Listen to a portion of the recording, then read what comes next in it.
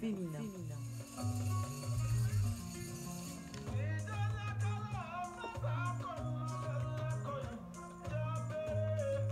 Le monde au féminin.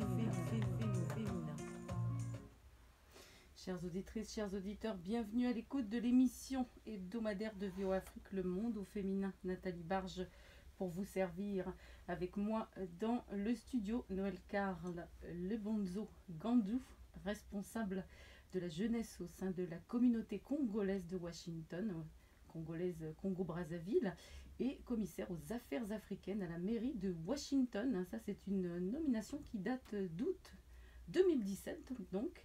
Et c'est la mairesse, on va le dire comme ça, Muriel Bowser, donc, qui vous a nommé. Merci beaucoup, Noël, d'être avec nous. C'est moi qui vous remercie. Alors, triste constat sur la planète Terre au XXIe siècle, la vente d'esclaves est toujours d'actualité. Comme nous le savons depuis longtemps, à ce propos, la traite des êtres humains est avant tout et surtout, rappelons-le, un commerce basé sur la vente de personnes humaines. Et nous savons également que ce commerce qui ne dit pas son nom est fructueux et pas du tout un cas isolé, mais un fléau qui sévit au niveau international. Donc on ne va pas citer toutes les formes de traite d'êtres humains, mais elles sont nombreuses, n'est-ce pas? Oui. Et c'est un reportage de CNN en caméra cachée qui a révélé au grand jour en images. Je dis en images parce qu'il y a eu des rapports auparavant, des rapports écrits, des révélations. Une vente d'esclaves en Libye où des êtres humains y sont marchandés comme on le fait sur les marchés à bestiaux. Ce qui nous ramène quelques siècles en arrière, voire des millénaires, et qui pose question, l'homme est-il capable de changer? Voilà, ça c'est une question. Alors, Noël, la jeunesse, que peut-elle faire pour que l'esclavage, la traite des êtres humains soit radiée de la surface de la Terre durablement?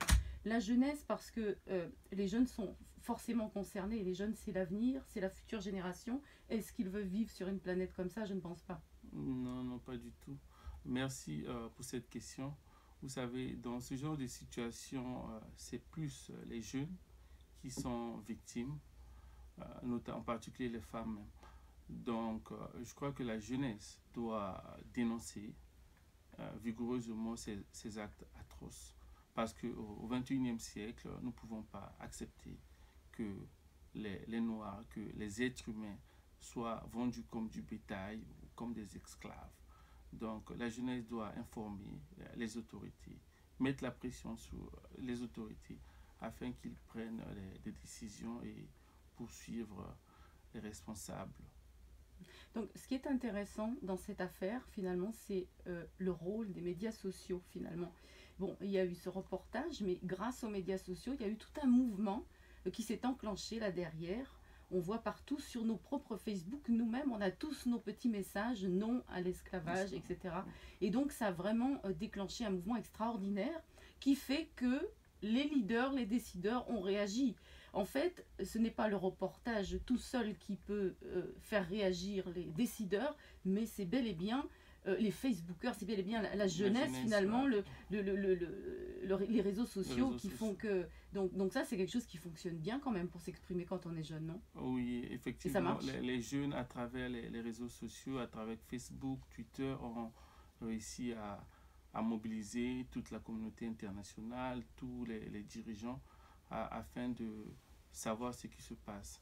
Malheureusement, avant CNN, avant le reportage de CNN, en avril 2017, les organismes qui luttent pour les droits humains avaient déjà dénoncé ce fléau, la vente des personnes en Libye comme esclaves ou comme du bétail. Effectivement, on va en parler.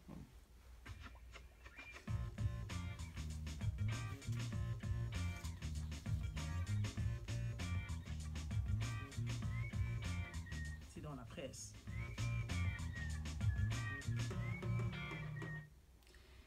À l'occasion de la journée mondiale pour l'élimination de la violence contre les femmes, c'était le 25 novembre dernier, et des 16 jours d'activisme contre ce fléau, les États-Unis ont réaffirmé leur engagement à défendre les droits des femmes et des filles.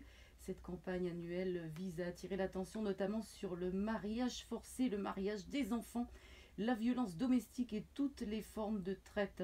Nous continuons de reconnaître que la violence contre les femmes demeure une menace persistante et un obstacle à la réalisation de l'égalité homme-femme, indique un communiqué du secrétaire d'État Rex Tillerson, rappelant que les États-Unis dénoncent l'utilisation par les organisations terroristes de l'exploitation sexuelle et de la traite des femmes et des filles. Nous appelons tous les gouvernements à se joindre à nous dans notre responsabilité partagée de mettre fin à la violence contre les femmes, poursuit M. Tillerson dans ce communiqué daté du 22 novembre 2017. Et un petit rappel effectivement, Noël, sur ce que vous avez dit tout à l'heure. On l'avait annoncé d'ailleurs dans la rubrique C'est dans la presse le 11 avril dernier, dans Le Monde au féminin. À cette époque déjà, l'OIM dénonçait l'existence de marchés d'esclaves en Libye où des migrants étaient vendus, je cite, entre 200 et 500 $. L'organisation disait avoir recueilli des récits choquants de migrants en Libye et au Niger, affirmant que certains étaient vendus sur des places publiques ou dans des garages, avait déclaré Leonard Doyle, le porte-parole de l'OIM, qui avait alors précisé que des migrants subsahariens avaient été achetés et vendus dans un parking à Saba, dans le sud-ouest de la Libye, par des Libyens associés à des Ghanéens et des Nigérians. Alors certains témoignages parlaient d'esclaves sexuels. Alors on voit ici en fait que c'est la même méthode que pour le groupe État islamique. On se souvient en 2014 à Raqqa et Mossoul, des jeunes filles et des femmes yazidis étaient vendues. Elles avaient des étiquettes sur elles sur des marchés à Raqqa et Mossoul. Donc ça c'est bel et bien la réalité aussi. C'est pas du fake news. Donc et les MEF en avait également parlé, ça n'avait pas fait le buzz, c'était dans la presse et ça nous ramène au communiqué donc, de M. Tillerson.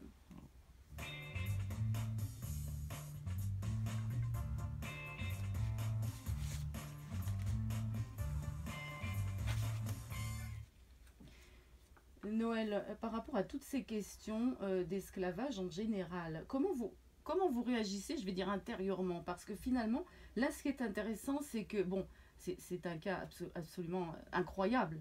Et je me souviens très bien, d'ailleurs, quand j'avais lu cette nouvelle, il y a à peu près 7 mois, j'avais comme invité Angèle Kouemo, que vous connaissez très bien. Oui. On peut revoir la vidéo, je me souviens très bien de sa réaction. Elle avait sursauté comme ça. Et c'est la première réaction, c'est qu'on ne veut pas y croire. On n'y croit pas.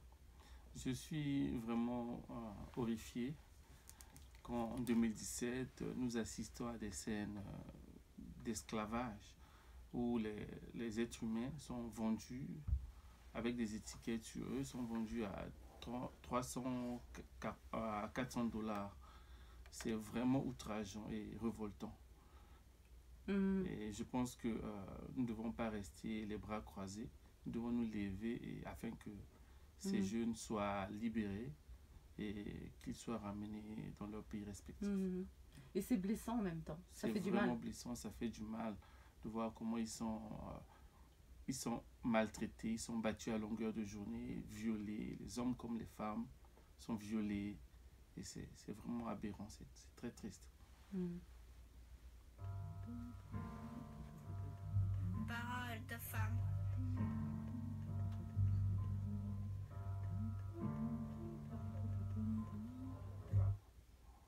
Alors la rubrique Parole de femme, aujourd'hui sera Parole d'homme, hein. Une fois n'est pas coutume.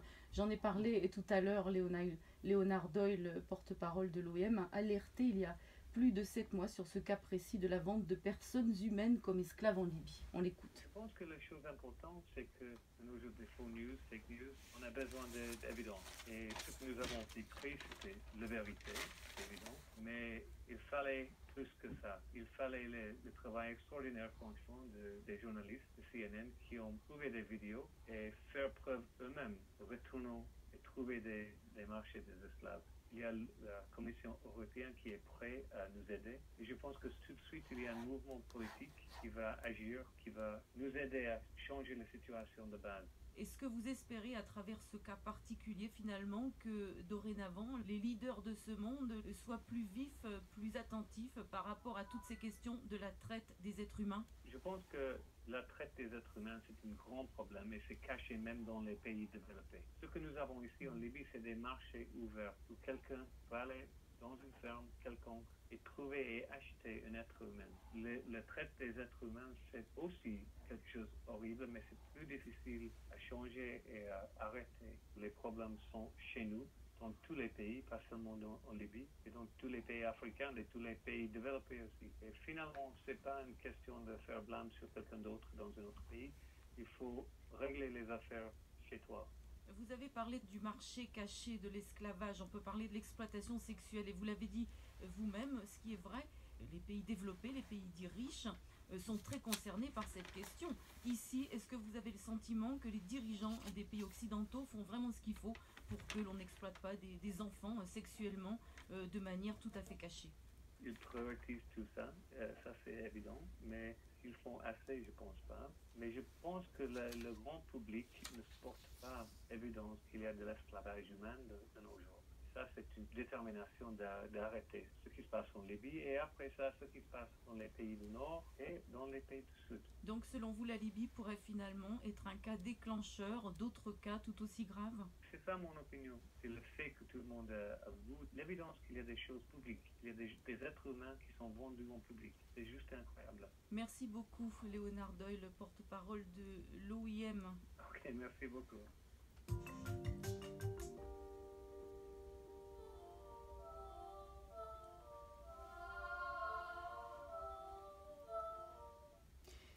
Noël, Karl, est-ce que vous pensez comme Léonard Doyle que finalement cette affaire pourrait permettre à un petit peu tout le monde, hein, nous tous, les dirigeants, les personnes concernées, finalement, d'être un petit peu plus attentifs, on va dire, aux nouvelles, à ce qui peut sortir dans les nouvelles, à ce qui peut peut-être lire un petit peu plus des articles ou ne pas attendre que l'image, que l'information arrive sous forme d'image, non? Oui, je pense que tout le monde doit prendre les responsabilités, commencer par les dirigeants, les jeunes, les décideurs politiques. Tout le monde doit prendre ses responsabilités. Parce que si ce problème arrive aujourd'hui en Libye, c'est qu'il y a des causes. Il y a des causes internes qui ont poussé ces jeunes à fuir leur pays d'abord, ces jeunes africains à fuir leur pays et à aller vers la Libye. Espérer trouver des jours meilleurs, peut-être en Europe, en Occident. Et aussi, il faut souligner aussi que la politique de l'Union européenne, qui consiste à payer les côtes libyennes afin de bloquer ces migrants-là en Libye. C'est tout ça qui cause ce trafic d'êtres humains.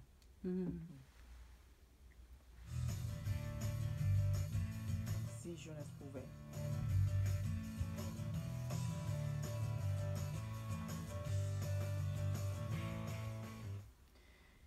Dans l'est de la RDC, où plus de 70 groupes armés continuent d'utiliser des enfants dans les combats, la société civile demande aux autorités une justice exemplaire pour les chefs de guerre arrêtés.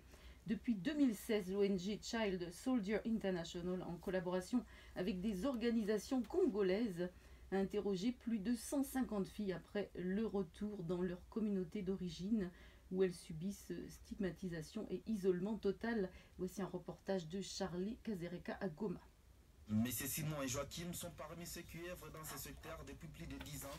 Ils estiment que beaucoup reste encore à faire suite aux conflits récurrents dans leur milieu. Puisque l'année passée, nous avons commencé avec le projet de l'alphabétisation. Nos enfants, nos filles sont toujours exposées au risque de recrutement et de relèvement. Pour l'UNICEF RDC, 80% de ces enfants ont réussi jusqu'à présent à quitter les groupes armés depuis le lancement du processus de réintégration et de réinsertion sociale, mais la situation des jeunes filles reste préoccupante.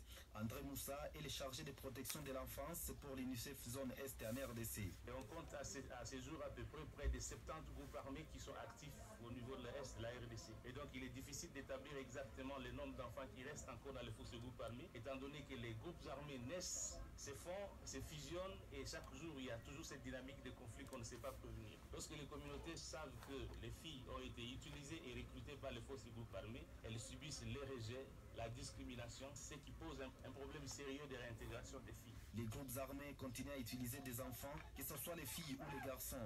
Le plus souvent, les chefs de ces milices se justifiant déjà être des groupes d'autodéfense contre les agresseurs. Ils nient toute présence des enfants, ils sont écartés loin de notre micro et de la caméra. Ici, nous sommes au sud Kivu, dans la plaine de la Ruzizi, où actuellement plus de 20 groupes armés sont encore actifs.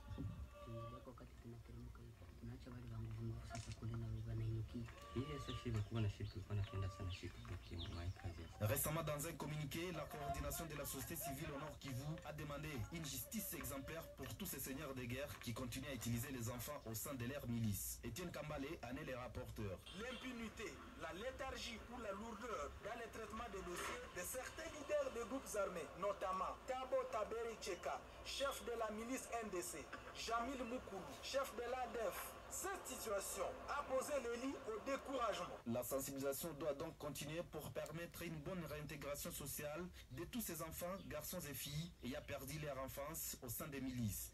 Charlie Kassereka, Goma, pour VOA Afrique.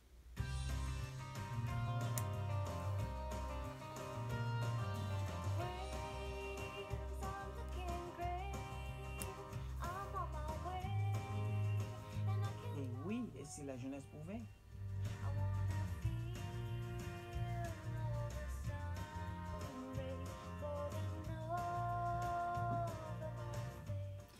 Vous écoutez Le Monde au féminin avec comme invité Noël Karl Lebonzo Gandou. Noël, vous avez entendu les fameux enfants soldats.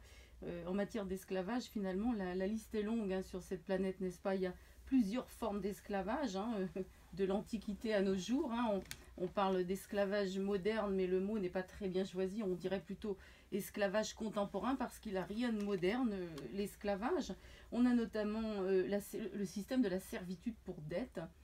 Ça, c'est en Mauritanie, par exemple. La Mauritanie est célèbre pour ça, les travaux forcés. Esclavage sexuel, on peut rappeler au passage que sur la planète, environ 1 million de femmes et de petites filles sont victimes de ce crime qui est considéré comme crime contre l'humanité, l'esclavage sexuel. L'esclavage salarié, enfin bref, la traite des êtres humains, la prostitution forcée, le travail des enfants. On a les petites bonnes dans plusieurs familles, dans certains pays, qui sont placées, des petites filles comme ça, et puis qui font tout le travail que personne d'autre ne fait, etc. Donc qu'est-ce que ça vous inspire finalement, tout ça? Est-ce que vous pensez que finalement que on y croit à tout ça? Je crois que tout ça peut s'arrêter par la volonté. Oui, mais est-ce que vous pensez, parce que moi je suis toujours effarée justement de l'absence de réaction d'une manière générale, par exemple, sur ce sujet de la Libye.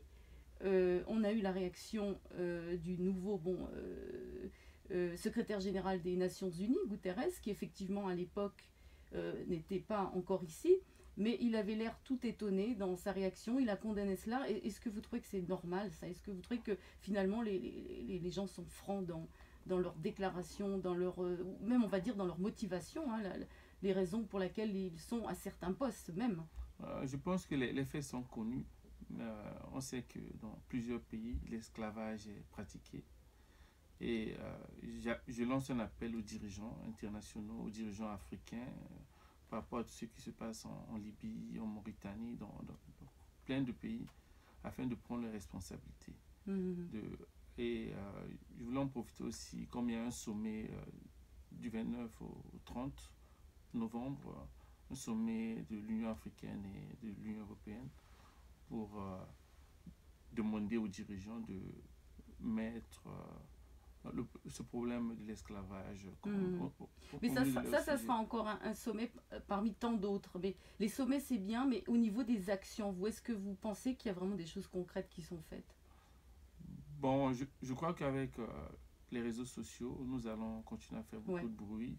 Commencer avec les vidéos, nous allons pousser nos dirigeants à réagir. Donc la jeunesse, elle est à fond engagée là-dedans. Oui, la jeunesse est vraiment à fond. Et vous-même, en tant que... Afin qu'on éradique ce fléau qui est un crime contre l'humanité. Je voulais rappeler que le Rwanda a déjà lancé un appel pour recevoir environ 30 000 migrants africains. C'est un très beau geste qu'il faut saluer. Et si tous les pays africains... C'est un message. C'est un message. Oui. Un message très clair. Très clair qu'ils ont reçu le signal. Et si tous les pays, tous nos dirigeants pouvaient prendre des décisions concrètes afin d'éradiquer ce fléau. Parce que jusqu'à présent, il y a environ plus de 20 000 migrants qui sont encore détenus en Libye. Oui, donc la situation... La situation est catastrophique. La situation est vraiment catastrophique. Donc il faut prendre des décisions concrètes pour éradiquer ce fléau. Et vous, en tant que commissaire, commissaire aux affaires africaines à la mairie de Washington, vous êtes 15, je crois, c'est ça? Vous êtes 15. Est-ce qu'il y a un Libyen ou une Libyenne dans cette commission? Malheureusement, il n'y a pas de Libyen ou de Libyenne dans la commission. Ce serait peut-être l'opportunité d'en trouver un. Oui, mais la commission est ouverte à tous les Africains qui vivent dans la zone. Mais alors cette commission, effectivement, elle s'occupe donc des problèmes, on va dire, plutôt de la diaspora, des gens qui vivent ici, donc à Washington. Mais est-ce que ça peut être aussi une plateforme pour évoquer ce type d'affaires, qui sont des grosses affaires, l'affaire des esclaves de Libye? Oui, en tant qu'Africain, en tant qu'être humain même, peu importe là où on se trouve, on ne peut pas rester insensible par rapport à cette situation. Même au niveau de la commission, en tant qu'Africain, en tant qu'être humain, il arrive qu'on évoque cela et qu'on essaie de trouver des solutions pour aider nos frères, pour aider les personnes qui souffrent de ce fléau. Et est-ce que vous pensez par exemple que des élus américains pourraient éventuellement se prononcer sur ces questions-là? Parce qu'on a aussi des États qui sont jumelés avec l'Afrique, etc. Donc c'est aussi des questions qui concernent un petit peu tout un chacun. On a aussi le devoir aussi de répondre un petit peu aux doléances de la communauté, la communauté africaine ici à Washington ou ailleurs. C'est vrai.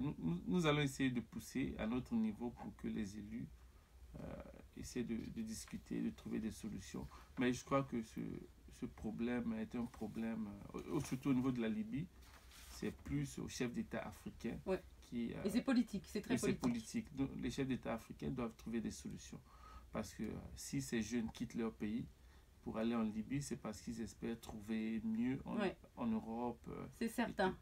Donc il faut créer les conditions. Mais là, on est dans le cas libyen, on est aussi dans le cas où il y a encore deux sortes, on va dire, de rébellions qui se disputent le gouvernement. La Libye, c'est quand même pas très clair ce qui se passe.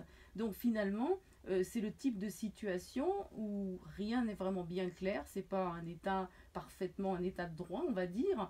Donc ça fait un petit peu penser d'une certaine manière à ce qui peut se passer avec le groupe État islamique dans d'autres contrées. C'est-à-dire qu'on est dans une situation comme ça et qui va être responsable dans ce cas-là, dans le cas de la Libye en particulier. Les responsabilités sont partagées entre l'Union africaine, parce que la Libye fait partie de l'Union africaine et l'Union européenne. Je vais m'expliquer. L'Union européenne, par sa politique de migration, paye les côtes libyennes afin qu'ils bloquent les migrants au niveau de la Libye.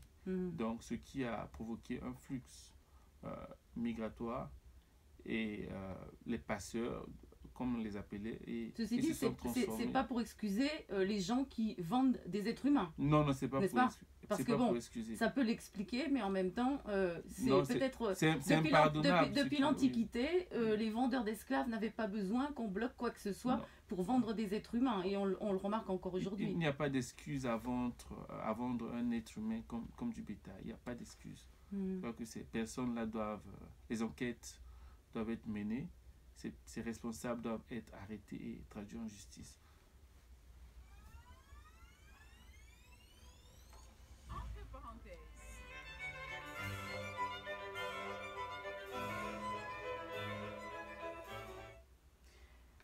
Cotonou a abrité le forum du réseau ouest-africain des jeunes femmes leaders qui a permis notamment aux participantes de réfléchir sur la nécessité de booster les potentialités des femmes. Notre correspondante au Bénin, Ginette Fleurat-Dandé, a participé à cette rencontre. Le Bénin, à travers Amalo Koche, se félicite de la tenue de ce forum qui aura comblé les attentes. La femme ne peut pas continuer de rester à la traîne. Il faut que les jeunes femmes que nous sommes, nous prenions nos destins en main. Personne ne fera notre bonheur sans nous. Si nous-mêmes, on ne se lève pas, si nous-mêmes, on ne milite pas pour se faire une place, personne ne pourra rien faire pour nous. Il faut que les jeunes femmes soient impliquées, comprennent qu'aujourd'hui, on doit travailler pour être véritablement au niveau des instances de décision, défendre les causes, les inégalités. Tombiano Valery du Burkina Faso, malgré les difficultés que rencontrent les mouvements associatifs dans son pays, estime que le ciel pourrait s'éclaircir si les femmes prennent conscience du pouvoir qu'elles possèdent. Avec le fort taux que représente la femme de nos jours, je sais que si nous les femmes, on se met devant des choses, on peut vraiment développer beaucoup de choses. Parce qu'on a le potentiel, on a la capacité d'améliorer beaucoup de choses surtout. À ce rendez-vous d'échange, le Sénégal a exprimé ses inquiétudes sur les violences faites aux femmes qui prennent des allures dangereuses et qui semblent se confondre au quotidien des Sénégalaises. Ziporam Dioun est la vice-présidente du Roagelf Sénégal. C'est l'excision qui est toujours présente, surtout à l'intérieur du pays. Peut-être dans les capitales, c'est moins visible, mais à l'intérieur du pays, ces violences-là sont toujours d'actualité. Chaque fois que l'on ouvre les journaux, on voit sur les faits divers des cas de viol et tout ça. Donc les violences sont encore d'actualité. Donc il reste encore beaucoup de travail à faire dans ce sens-là. Et le Roagelf Sénégal également s'engage dans la lutte contre ces VBG. La Guinée-Conakry partage les mêmes craintes, surtout que dans ce pays, ce sont les jeunes filles qui sont exposées aux violences de toutes sortes. Guilavogui Charlotte est la participante de la Guinée-Conakry. À longueur de journée, on parle de violence. Les femmes sont violentées sous toutes les formes. Les femmes subissent. Et dans les foyers, à l'école, il y a cette violation qui est là. Et à tout moment, on dit haut et fort de réclamer le droit de ces femmes. Elles subissent des violations sous toutes les formes. La rencontre de Cotonou a-t-elle comblé les attentes? C'est une réponse à laquelle pourrait répondre chaque pays participant à travers la mise en œuvre des stratégies pour le rayonnement et l'épanouissement des femmes, qu'elles soient instruites et bureaucrates, rurales et ménagères. De Cotonou, Ginette Fleur-Adondé pour VOA Afrique.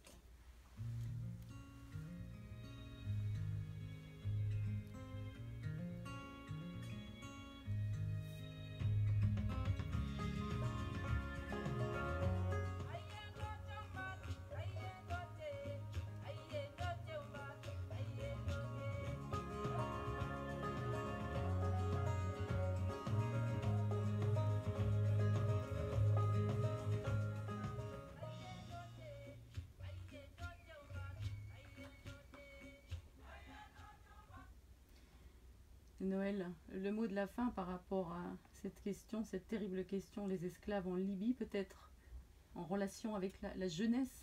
Qu'est-ce que vous espérez, vous, de la part de la jeunesse? Vous en faites partie de cette jeunesse. Vous sentez vraiment que le mouvement est derrière? Oui, je voulais dire à la jeunesse africaine que ça ne sert à rien de quitter vos pays et aller espérer trouver le meilleur ailleurs, que le bonheur se trouve en Afrique. L'Afrique n'est pas seulement un continent de crise, mais c'est un continent d'avenir. Il est temps de vous battre sur place au pays et de créer des conditions pour la réussite et la prospérité du continent. Donc je voulais aussi lancer un message fort aux dirigeants africains, compte tenu de leur passivité, de faire un effort de rapatrier tous ces migrants qui sont encore en Libye, afin qu'ils retrouvent leur pays respectif. Merci. Merci beaucoup Noël Karl Lebonzo Gandou pour ce mot de la fin, avec cet espoir, et on leur fait confiance aux jeunes Africains. Ils vont effectivement travailler à faire tout ce qu'il y a de merveilleux dans ce fabuleux continent. On le sent, ils sont là, ils sont vraiment là derrière, ils sont formidables. Oui, les jeunes sont très talentueux, mais il manque juste des opportunités. Oui, c'est ça. Ils doivent y croire et créer un avenir meilleur. Un grand merci à Lionel Gaïmard et à Robert Wagner à la technique. À très bientôt, et un grand merci bien sûr à nos chers auditeurs. À très bientôt, au revoir. Au revoir.